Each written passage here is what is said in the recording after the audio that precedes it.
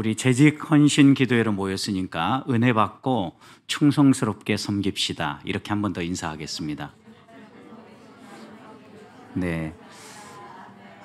우리의 힘만으로 섬기려고 하면 섬김에 한계가 있습니다. 그렇지만 하나님이 힘 주시는 대로 그 은혜를 덧입는다면 멋진 섬김을 보일 수 있고, 또 섬기고 나서도 오랫동안 향기가 남는 한 해였다라고 고백하게 될 겁니다. 재직은 교회 안에서 앞장서서 섬기며 본을 보이며 주의 교회를 세우는 사람입니다. 섬기는 일꾼이 재직입니다. 하나님께서 각자에게 다양한 은사를 주시는데, 이런 은사를 주시는 것도 교회를 충성스럽게 섬기라고 은사를 주신다라고 말씀하십니다. 다 동일한 은사를 주시는 건 아닙니다. 모든 사람이 같은 일을 하게 하지 않으신다라는 겁니다. 서로 다른 일을 하면서 그 다른 일들을 함께 힘을 모아서 행함으로 하나의 교회를 건강하게 이루어내는 사람들, 이 사람이 재직이라고 말할 수 있습니다. 그래서 하나님께서는 우리에게 이런 일들을 감당할 수 있도록 다양한 은사를 주시고, 그 은사를 힘입어서 우리가 사명을 완수할 수 있도록 은혜를 베풀어 주시는 분이십니다. 그래서 바울 사도는 에베소서 4장 11절과 12절 말씀에서 성도를 온전하게 하고 봉사의 일을 하게 하고 그리스도의 몸을 세우게 하기 위해서 은사를 주신다라고 말씀하십니다. 세 가지 분명한 이유가 있습니다. 성도를 온전하게 세우는 겁니다. 나도 성도이고 나도 온전하게 서야 될 사람입니다. 그런데 우리에게 은사를 주신 것은 성도를 온전히 세우게 하려 하는 것입니다. 목회자만 성도를 온전히 세우는 게 아니라는 겁니다. 철이 날카롭게 하는 것처럼 성도들이 함께 섬기면서 견고하게 서고 성도들이 온전해진다라는 것입니다. 그리고 서로 온전해지는 방법은 봉사의 일을 하는 것이라고 그랬습니다. 섬기는 일이라는 거예요. 우리가 봉사하고 섬기고 힘쓰면서 완전해지고 온전해지고 다듬어진다는 겁니다.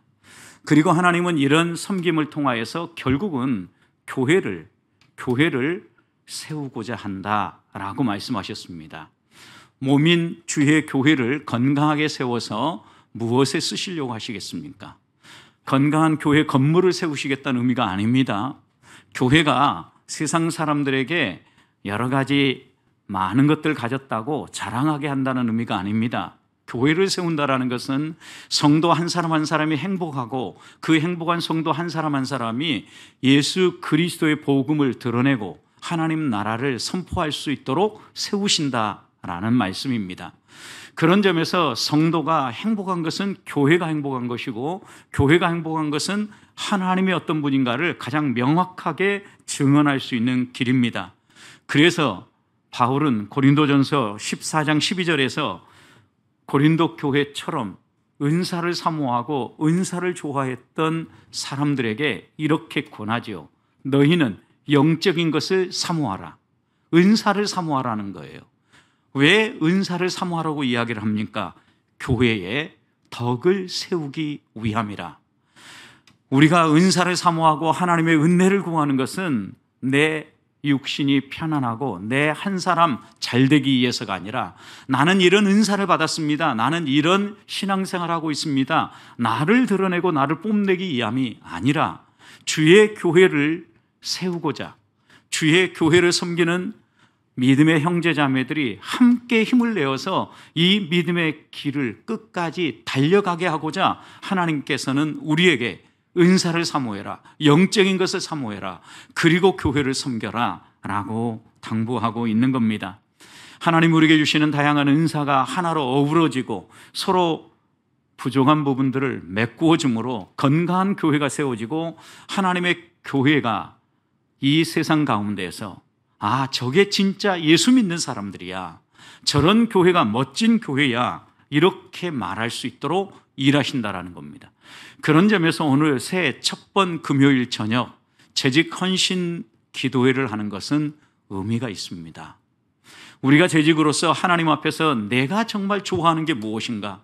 내가 한 해를 지나면서 나는 무엇을 사모하며 주의 교회를 섬기기 원하는가? 한번 물으면서 오늘 시편 84편에서 시인이 고백했던 것처럼 그 시인이 좋아하고 사모했던 것이 우리 재직들이 좋아하고 사모하는 것이 되어서 주의 교회가 견고하게 서게 되어지고 복음이 선포되어지는 놀라운 은혜의 역사가 있기를 주님의 이름으로 축복합니다.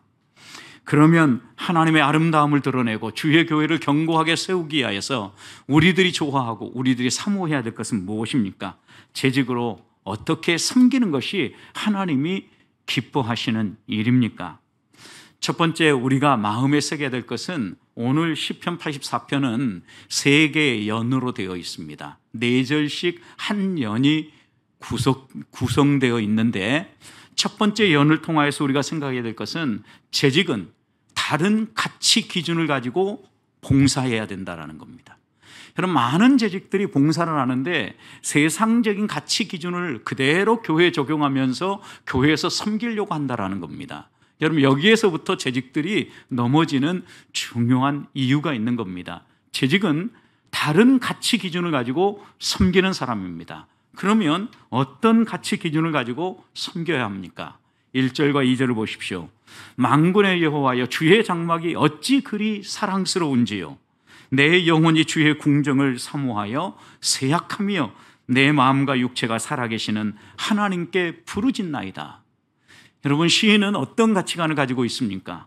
시인은 그 어떤 것보다 주의 장막, 주의 성전이 사랑스럽고 아름답고 좋다라는 것을 알고 있는 사람입니다. 내 인생의 최고의 가치는 주의 전에 있습니다. 주의 성전에 있습니다. 라고 고백하는 사람이 재직이라는 말씀입니다. 여러분, 재직이 되면 교회를 위하여서 그냥 우선순위를 두고 섬기라는 게 아닙니다. 여러분, 주의 전에서 섬겼던 고라 자손이지 않습니까? 그런데 이 고라 자손이 성전을 향하여서 올라가면서 노래를 부르고 순례의 시를 지어서 하나님을 찬양했던 시가 이 84편입니다.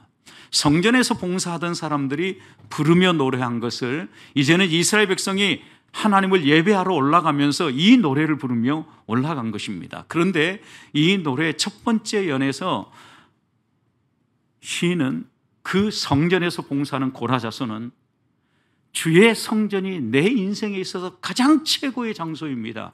나는 그래서 주의 성전을 사모합니다. 이런 고백을 했다는 것입니다. 여러분, 그런데 적어도 이 고백 속에는 좀 더 자세히 살펴보면 중요한 대조가 나오게 됩니다. 첫날보다 더 좋은 하루가 있다라는 거예요. 여러분, 첫날이라고 하면 365일을 잡아도 약 3년입니다. 3년과 비교되어지는 하루가 있다라는 거예요. 3년과 비교해도 견줄 수 없는 탁월한 하루가 있다라는 거예요. 어떻게 생각해 보면 이 첫날은 우리가 일상에서 살아가는 우리의 삶이라고 하면 이 한날은요, 하나님을 예배하기 위해서 순례의 길을 찾아 올라가는, 축제를 향하여 올라가는 바로 그 한날입니다. 일상에서 살아가는 첫날보다 하나님 앞에 나와서 예배하고 축제하기 위해서 나아가는 그 한날이 내 인생의 그 어떤 날하고도 비교해도 가장 가치 있고 소중한 날입니다. 이런 고백인 것입니다. 또 시간만 특별하게 대비하는 게 아닙니다. 공간에 대해서도 대비하죠. 주의 궁정에서의 한날과 다른 곳에서의 첫날을 대비합니다. 주의 궁전, 하나님 앞으로 나아가는 그 성전 앞으로 나아가는 하루와 다른 곳에서 살아가는 첫날을 비교해도 성전에서 하루가 다른 곳보다 성전이 훨씬 더 좋다라는 고백을 하고 있다라는 겁니다. 여러분, 그래서 이 시인은 이 조음을 마지막으로 이렇게 얘기하죠. 악인의 장막보다 하나님의 성전 문지기로 있는 게 더 좋습니다. 여러분, 여기 문지기라는 것은 성전 문을 지키는 어떤 직분을 가진 사람을 이야기하는 게 아닙니다. 성전 문턱에 그냥 주저앉아 있어도 그것이 더 좋다라는 거예요. 악인의 장막은 어떤 곳입니까? 이 세상에서 온갖 좋은 것들이 보장되는 것이죠. 어떻게 보면 편안하고 좋은 곳이라고 말할 수 있고 형통할 수 있는 것이고, 하나님의 백성임에도 불구하고 야 나도 저랬으면 좋겠다, 나도 저런 거 한번 가졌으면 좋겠다라고 표현할 수 있는 곳, 악인의 장막입니다. 여러분, 그런데 그런 악인의 장막보다 훨씬 더 좋은 것은 아무것도 없어도 좋다, 하나님의 성전 문턱에 그냥 주저앉아 있는다고 해도 나는 그것이 더 좋다. 여러분, 이것이 성전을 사모하며 올라가는 예배자의 자세였는데, 저는 오늘 우리 재직들이 한 해를 살아가면서 이런 가치 기준을 가지고 살아가기를 소망합니다. 여러분, 그래야 재직은 교회를 위해서 헌신할 수 있고 하나님이 우리에게 은사를 주신 이유가 살아날 수 있어요. 첫날보다 3년보다 더 좋은 하루, 내가 나를 위해서, 또 내 필요를 위해서, 우리 가족을 위해서, 우리 또 집안을 위해서 해야 될 날들, 그것이 첫날을 쓴다 할지라도 그 첫날보다 주를 위해서 봉사하는 하루가 나는 더 행복합니다. 이렇게 고백해야 재직의 헌신이 살아나고 행복한 재직으로 섬길 수 있다는 거예요. 다른 곳에서의 첫날, 이 세상에서 우리가 우리의 직임을 따라서 또 해야 될 일들이 많이 있습니다. 그런데 주의 집에서, 주의 성전에서, 주의 교회에서 섬기는 하루 한 날이 더 소중합니다. 6일 동안, 일주일 동안 하나님께서 내게 맡겨주신 일들을 위해서 열심히 달려나왔는데 주일 하루 하나 앞에 나와서 예배하고 봉사하는 것, 이것이 내 인생에 훨씬 더 행복합니다. 이렇게 고백할 때 재직의 헌신과 봉사는 살아난다는 이야기입니다. 이것만이 아닙니다. 우리는 재직으로 무언가를 맡아서 재직으로 무언가 열심히 해서 이런 은혜가 살아난다고 얘기하는데, 이 시인의 고백을 보십시오. 악인의 장막, 온갖 것이 다 갖춰져 있습니다. 세상에 좋은 것 다 있습니다. 그런데 그것보다도 주의 성전에서 아무것도 하지 않고 그냥 조용히 가서 그 자리에 입구에 그냥 앉아만 있어도 이게 훨씬 더 좋습니다. 이렇게 고백하는 사람이 같이 기준이 다른 사람이고, 이런 사람이 거듭난 사람이고, 이런 사람이 재직입니다. 저는 우리 보배교회 재직들이 2023년 한 해 이렇게 섬길 수 있기를 소망합니다. 하나님 우리에게 은사를 주신 것은, 또 재직으로 섬기라고 직분을 주신 것은 예수 믿고 복 받으라고 주신 직분이 아닙니다. 예수 믿고 성공하라고 주신 직분이 아닙니다. 은사를 주신 것도 마찬가지입니다. 예수 믿고 너희들이 세상에서 복 받았다라는 것 자랑하라고 하나님이 우리에게 어떤 은사를 주거나 우리에게 어떤 것을 주신 게 아니에요.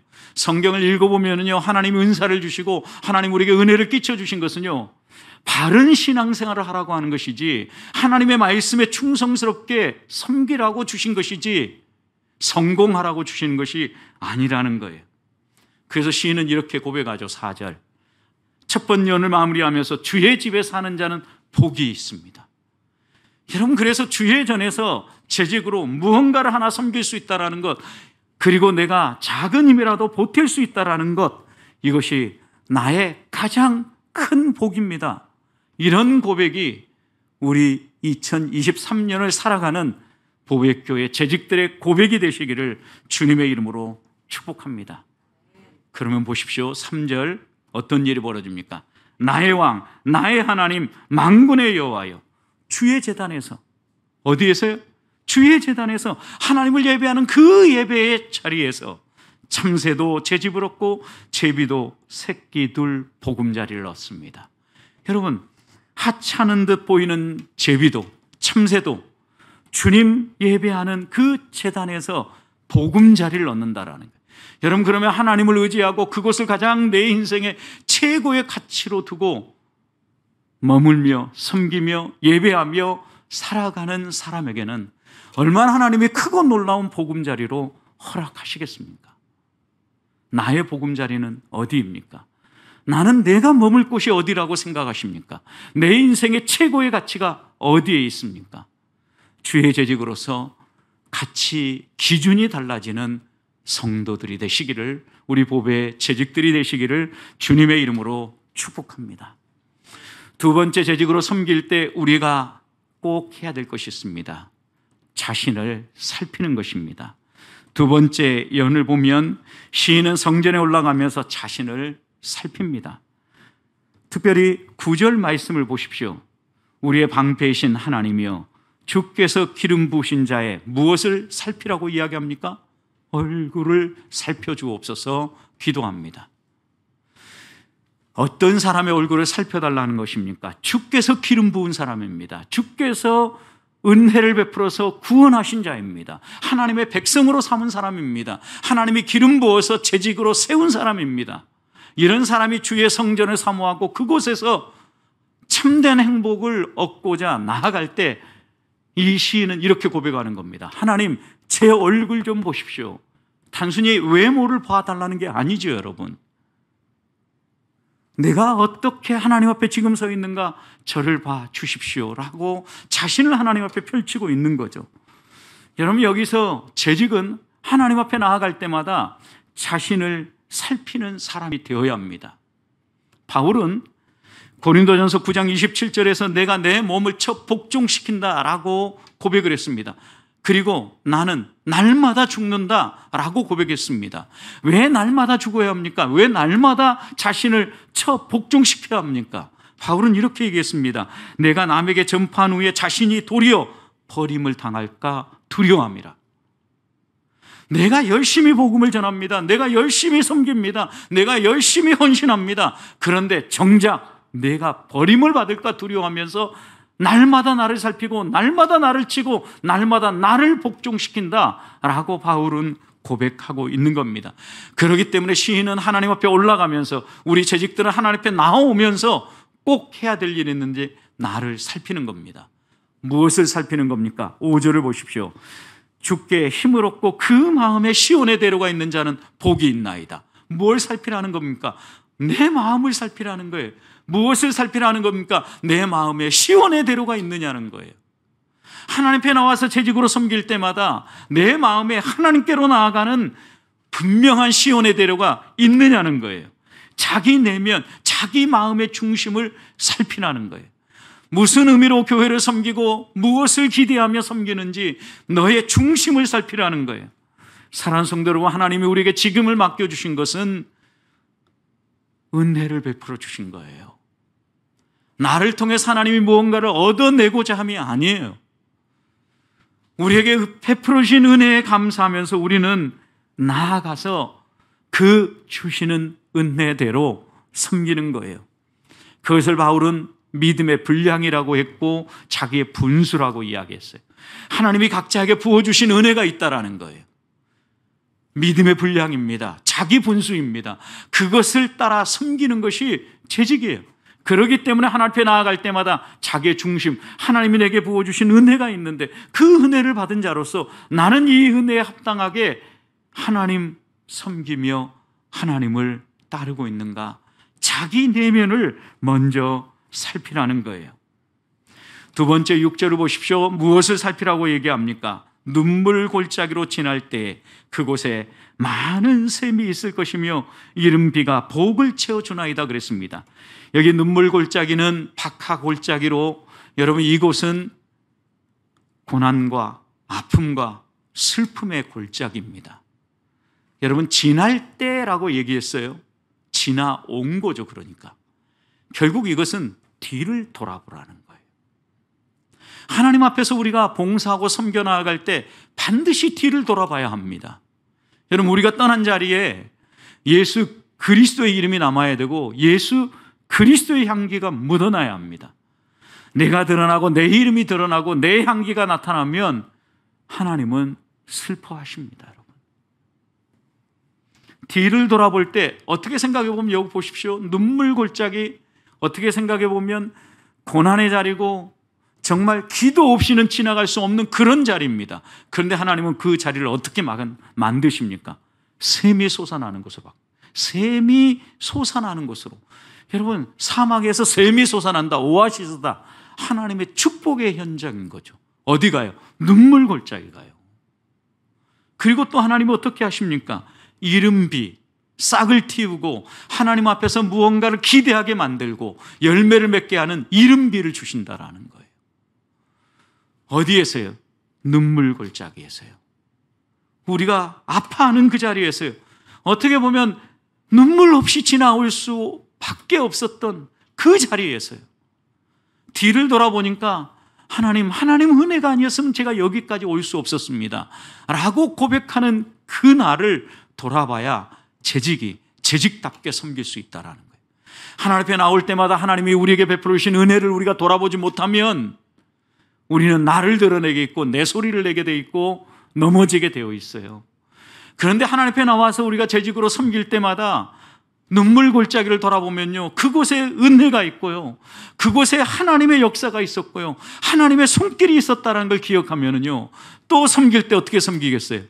하나님의 은혜만 붙잡고 하나님의 손길만 붙잡고 섬길 수밖에 없다라는 거예요. 그런 점에서 재직은 섬길 때 반드시 뒤를 돌아봐야 돼요. 자기를 점검하는데 뒤를 돌아보면서 섬기라는 거예요. 또 하나, 세 번째는요, 7절 말씀을 보면 그들은 힘을 얻고 더 나아가 시온에서 하나님 앞에 각기 나타나리라고 했어요. 앞을 내다보라는 거예요. 너가 지금 가려고 하는 곳이 어딘가를 내다보라는 거예요. 우리가 지금 가려고 하는 곳이 어디예요? 순례자가 지금 나아가려고 하는 게 어디입니까? 하나님 앞이에요. 눈물 골짜기가 종착점이 아니에요. 눈물 골짜기에서 하나님 앞에 간절히 기도하고 은혜를 구했더니 그 고난의 자리, 그 아픔의 자리가 하나님의 능력을 맛보는 자리가 되고 은혜의 자리가 되니까 이곳이 좋사오니 여기 머물겠습니다, 장막새 치게 해 주십시오, 이렇게 이야기하지 말라는 거예요. 여러분, 우리가 나아갈 곳이 어디입니까? 하나님의 성전이에요. 하나님 앞이에요. 그래서 우리가 눈물 골짜기를 지나갈 때 어떻게 지나가야 합니까? 힘을 얻고 더 얻어서 어디로요? 하나님 앞으로. 하나님이 우리를 부르시는 그날까지, 하나님이 우리를 부르시는 그 자리까지 1년 섬겼으니까 천만의 말씀이에요. 하나님은 우리를 부르시는 그날까지예요. 우리가 항상 하나님 앞에서 그런 마음으로 달려가야 하지 않겠습니까? 앞을 바라보십시다. 하나님이 우리를 구원하실 그 날이 있습니다. 구원의 복락이 주어지고 영생의 복락이 주어지는 날이 있습니다. 재직이 언제 쉬는 날입니까? 하나님 앞에 서는 날입니까? 그 날이 언제입니까, 여러분? 영원한 휴가를 떠나는 날입니다. 하나님 나라에 들어가는 날입니다. 하나님 그날까지 우리에게 섬기라고 이야기하는 겁니다. 그러니 생명도 주시고 힘도 주시고 은혜도 주시고 이 길을 걸어가라고 하는 것입니다. 사랑하는 성도 여러분, 하나님 앞에 나아갈 때마다 재직으로 우리 자신을 점검하십시다. 내 마음에 시온의 대류가 있는지, 뒤를 돌아보면서 눈물 골짜기를 지날 때 하나님이 어떻게 은혜를 베푸셨는지, 그러면서 앞을 향하여서 하나님 앞에 서는 그날까지, 구원의 복락, 영생의 복락을 주시는 그날까지 묵묵히 하나님이 주시는 힘을 힘입어서 걸어 나아가는 재직들이 되시기를 축복합니다. 마지막 이렇게 나아갈 때 우리 재직들이 꼭 해야 될 한 가지가 더 있습니다. 그것은 주만 의지하는 것입니다. 세 번째 여러분 마지막을 보십시오. 12절, 만군의 여호와여 주께 의지하는 자는 어때요? 복이 있나이다. 어떤 사람이요? 주를 의지하는 사람. 여러분, 주를 의지하는 사람이 어떤 사람이에요? 주만 붙잡는 사람이에요. 믿음의 사람들의 공통 분모가 무엇이었습니까? 그들은 하나님만 붙잡는 사람이에요. 그래서 7절에서도 힘을 얻고 더 얻어 하나님 앞에 나아가는 거예요. 여러분, 우리가 눈물 골짜기를 지나서 하나님 앞에 서는 날까지 우리가 계속 해야 될 게 무엇입니까? 주를 의지하는 거예요. 여러분, 주를 의지하는 것이 무엇으로 표현되어야 합니까? 기도입니다. 그러니 선지자는 이사야 40장 31절에서 오직 여호와를 앙망하는 자는 새 힘을 얻으리니 독수리가 날개치며 올라감 같을 것이요 다름박질하여도 곤비하지 아니하고 걸어가도 피곤하지 아니하리로다. 어떤 사람이에요? 주를 의지하는 사람, 여호와를 앙망하는 사람, 주께 무릎 꿇어 기도하는 사람. 이런 사람이 지치지 않고 하나님의 은혜 안에서 끝까지 달려갈 수 있다는 거예요. 그래서 시인은 주를 의지하라고 하면서 하나님이 어떤 분인가 11절에서 이렇게 소개를 합니다. 오직 여호와 하나님이 어떤 분이라고 소개합니까? 여호와 하나님은 해요 방패시라. 여러분, 해요 해. 해의 역할이 무엇입니까? 빛을 비추어 주시고 따뜻하게 하는 거죠, 여러분. 만물에 힘을 공급합니다. 능력을 더합니다. 여러분, 그런데 이런 해가 되실 뿐만 아니라 또 하나 뭐가 되신다고요? 방패가 되어줍니다. 어떤 악한 세력이 우리를 공격해도 우리를 막아주는 방패. 우리가 힘이 되도록 태양빛을 비춰주실 뿐만 아니라 방패가 되어서 어떤 악한 자도 우리를 공격하지 못하도록, 밤에 달이 우리를 상치 못하도록 지켜주신다라는 거예요. 그래서 결국 우리를 어디로 갑니까? 이끌어 갑니까? 11절, 여호와께서 우리에게 은혜와 영화를 주신다 그랬어요. 은혜와 영화를. 하나님이 찬란한 태양이 되어주시고 방패가 되어서 우리에게 한량없이 흘러넘치는 은혜와 영화를 주신다라는 거예요. 결국 주 앞에서 주만 오롯이 붙잡는 사람, 그 사람이 어떤 사람이에요? 정직하게 행하는 사람. 꼼수 부리지 아니하고 기웃거리지 아니하고 세상 방식으로 한번 해볼까? 하나님도 붙잡고 세상 방식도 붙잡고 무엇이 내게 힘이 될지 모르니까 이것저것 다 잡아보자. 어디에선가 하나는 터지겠지. 여러분, 이건 신앙생활이 아니에요, 여러분. 믿음은요, 하나님만 붙잡는 거예요. 오롯이 하나님만 붙잡는 사람, 정직한 사람, 그 사람에게 하나님이 어떤 약속을 했습니까? 좋은 것을 아끼지 않는다. 가장 좋은 것을 주신다라는. 여러분, 이래야 재직으로서 한 해를 살아가면서도 하나님이 하셨다라는 고백이 절로 나오지 않겠어요? 재직은 그런 점에서 기도하는 사람입니다. 하나님을 의지하고 하나님만 붙잡는 사람입니다. 시인 다윗은 시편 24편 3절 4절에서 여호와의 산에 오를 자 누구요? 여호와의 장막에 설 자 누구요? 라고 고백을 했습니다. 이어 이렇게 고백합니다. 손이 깨끗하며 마음이 청결하며 뜻을 허탄한 데 두지 아니하며 거짓 맹세하지 아니하는 자로다. 한마디로 요약하면 하나님의 말씀을 붙잡고 그 말씀대로 살고자 은혜를 구하며 믿음의 길을 걷는 사람이다 라고 고백하는 거예요. 거룩하게 사는 거예요. 세상 사람들과 다른 방식으로 사는 거예요. 부끄럽지 않고 구별되게 사는 겁니다. 사랑하는 성도 여러분, 또 재직 여러분, 하나님을 향한 흔들리지 않는 믿음이 있습니까? 하나님이 나의 해가 되시며 태양이 되시며 방패가 되심을 믿으십니까? 그렇다면 그 하나님이 내게 영화와 은혜를 주실 뿐만 아니라 좋은 것을 주실 거라고 믿고 올 한 해 이 하나님만 붙잡고 달려가는 주의 재직들이 되시기를, 충성스러운 하나님의 청지기들이 되시기를 주님의 이름으로 축복합니다.